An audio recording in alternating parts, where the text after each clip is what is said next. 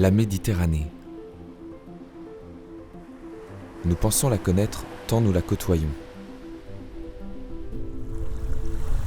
À chaque fois que nous la regardons, que nous voguons sur sa surface ou que nous nous y immergeons, sa faune et sa flore nous émerveillent. Certaines espèces qu'elle abrite nous semblent presque familières. Mais nous savons aussi qu'elle renferme de nombreux secrets. Parmi eux, une espèce endémique de la Grande Bleue, le diable de mer méditerranéen.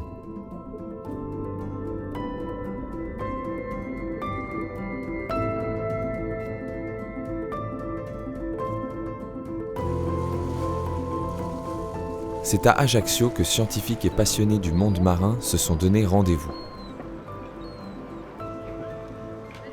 Les membres de 3 associations, Aileron, Skravik et We Ocean, participent à la première expédition Diable de mer.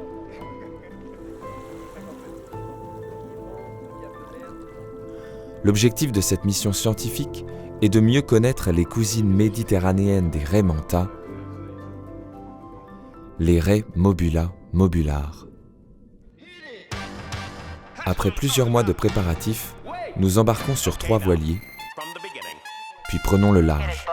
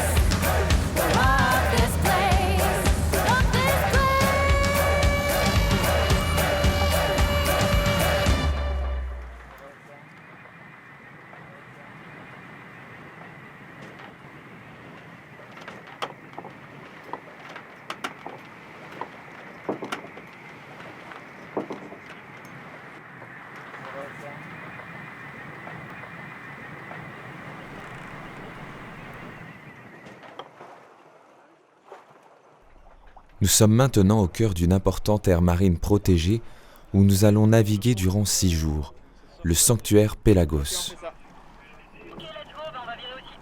Leslie et Tanguy, les capitaines du We Ocean et du Micronésie, adaptent le cap à tenir en fonction des conditions météo et des indications de découverte du vivant, structure spécialiste de l'observation de faune pélagique et qui est déjà en mer depuis plusieurs jours. Et là, on fait route à nouveau vers le nord, en parallèle des autres bateaux de l'équipe, pour aller sur des zones de profondeur intéressantes pour l'observation des mobulas et des autres espèces pélagiques comme les cachalots, les baleines, etc. Après seulement quelques heures de navigation et d'observation, la Méditerranée nous délivre ses premières surprises.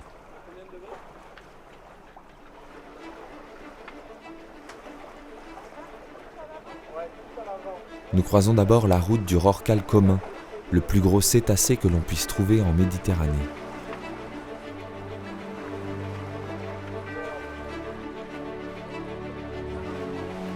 Puis, c'est au tour des dauphins bleus et blancs de nous accompagner dans notre aventure. Nous avons 2 objectifs distincts pour apporter des données scientifiques sur le diable de mer méditerranéen et ainsi pouvoir mieux le protéger.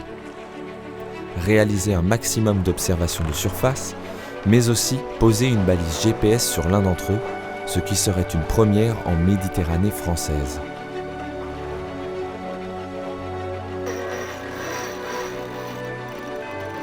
Alors que nous poursuivons notre navigation, Mathieu, président de l'association Aileron, et William, responsable du projet, paramètrent la balise GPS. Dès que nous la poserons sur un individu, celle-ci s'activera automatiquement. 3 mois plus tard, elle remontera en surface et délivrera de précieuses informations récoltées tout au long de son immersion. Si nous arrivons ensuite à la récupérer en mer, nous pourrons obtenir des données complémentaires qui pourront aussi être analysées. Tu vois, ça se désolidarise à ce niveau-là. Donc là, on a toute l'équipe qui est prête pour poser la balise. On n'en a qu'une pour cette fois. Ça va être une grande première pour nous et pour la Méditerranée française, donc il va pas falloir se louper, quoi. On va pas falloir se louper, mais on va faire le taf. On va tout faire pour que ça se passe bien.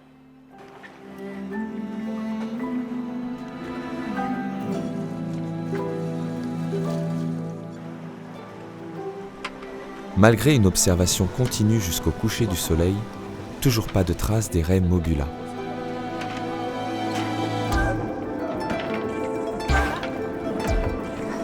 Nous savions que trouver les diables de mer ne serait pas chose facile, et il nous en faudrait bien plus pour nous décourager après tous les efforts que nous avons faits pour en arriver là.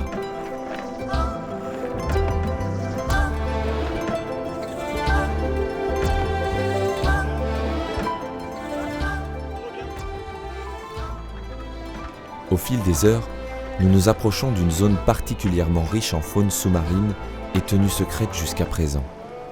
Les membres de découverte du vivant l'ont surnommé le mont Mobula. Situé à plusieurs milliers de mètres de profondeur, ce mont sous-marin modifie la courantologie du secteur et fait probablement remonter des nutriments ainsi que les raies Mobula.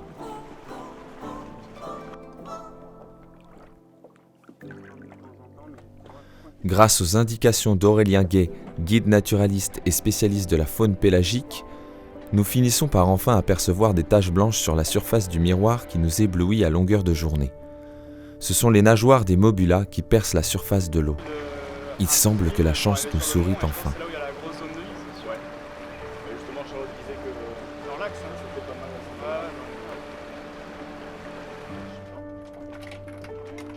Aucun protocole d'approche n'existe pour les raies Mobula de Méditerranée. Nous devons donc essayer différents moyens pour arriver au plus près de ces animaux sauvages et poser la balise GPS. Pour cette première tentative, nous choisissons d'embarquer sur l'Annex, un petit bateau pneumatique qui va nous permettre de rejoindre les raies assez rapidement avant de couper le moteur quelques dizaines de mètres avant d'arriver sur leur position.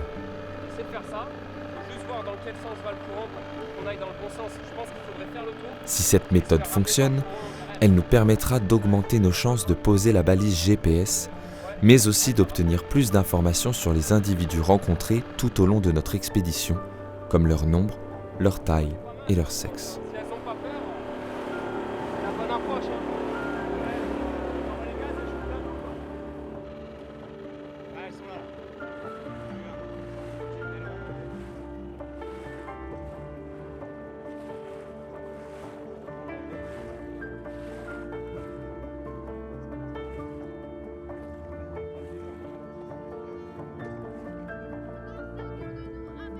Malheureusement, cette approche ne semble pas être la bonne. Les diables de mer partent en nous entendant arriver, ce qui nous contraint à repartir au catamaran après cette première tentative échouée. Nous apprendrons plus tard qu'ils sont revenus quelques minutes après notre départ, avant de disparaître dans les profondeurs. De retour sur le bateau, nous notons les détails des observations, comme leurs coordonnées GPS ou le nombre d'individus rencontrés. L'ensemble de ces données sera ensuite informatisé, puis partagé avec le Muséum national d'histoire naturelle et l'Inventaire national du patrimoine naturel. Cela permettra d'améliorer les indicateurs écologiques, mais aussi, à terme, les politiques de pêcherie et la protection de l'espèce.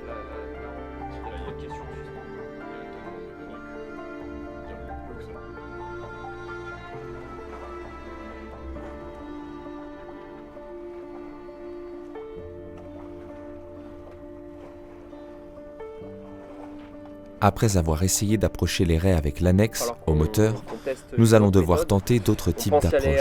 On pense y aller à la rame là, clairement. Tu laisses au moins une bonne marge. Ouais. Tu laisses une bonne marge pour approcher les individus en silence à la rame Et après, soit faire ça soit depuis l'annexe, soit ça va être vraiment plus compliqué en mer. En mer, on pourra pas. Ouais. Par contre, la meilleure option qu'on aurait, c'est qu'elles viennent directement au droit du bateau, parce que là c'est là où elles sont le plus calmes.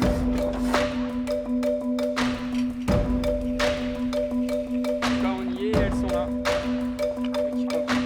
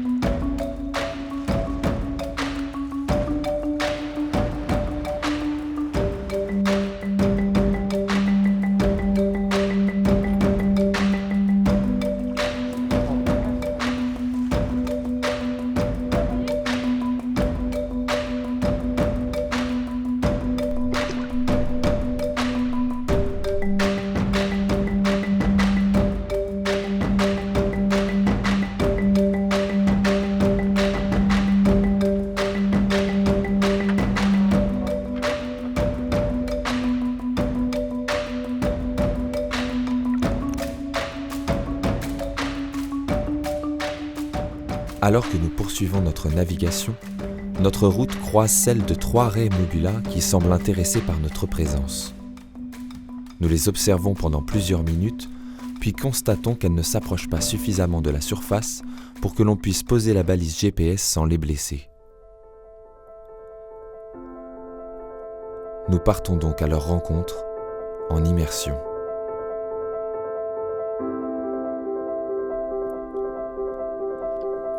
C'est avec beaucoup d'émotion que nous découvrons le spectacle qui s'offre à nous.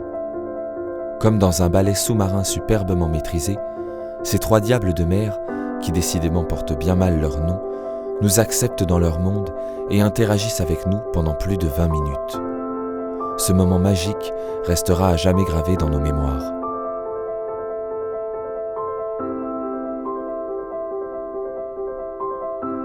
L'Union internationale pour la conservation de la nature, véritable baromètre de l'état de la vie sauvage, a classé les raies Mobula en danger sur sa liste rouge. Autorisé à la vente, le diable de mer est menacé par la pêche, mais aussi par la pollution et le trafic maritime. L'association Aileron, par le projet Diable de mer, souhaite changer la donne et faire protéger ces animaux dont l'espèce pourrait s'éteindre si nous ne faisons rien.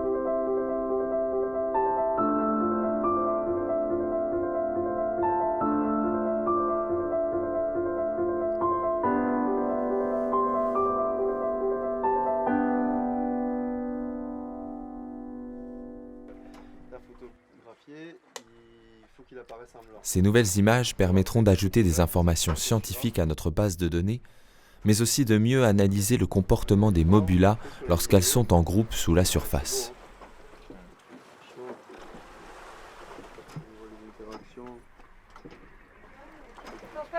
Elle est passée aux mêmes profondeurs que d'habitude et je me suis dit faut essayer parce que peut-être c'est le Malgré plusieurs dizaines d'observations de surface, la mise en place de différents protocoles d'approche et 12 tentatives de marquage, nous n'avons pas réussi à poser la balise GPS. On va faire un bilan de tout ça, de revenir plus fort à la prochaine mission, l'année prochaine. On n'a pas le choix. Le bilan de cette première expédition reste tout de même très positif. Nous venons de compléter la plus grande base de données existante sur le diable de mer méditerranéen et apportons de nombreuses autres informations comportementales. Nous en aurons fait voir de toutes les couleurs, du rire aux larmes. C'est que le début, il faut continuer, il n'y a pas de quoi être déçu. Non. Je fais mon travail quand même. Bien joué. On est déçu, on est un peu triste, mais on a envoyé du lourd quand même.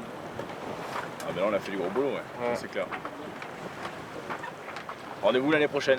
Ouais. L'année prochaine. La suite au prochain épisode. C'est clair.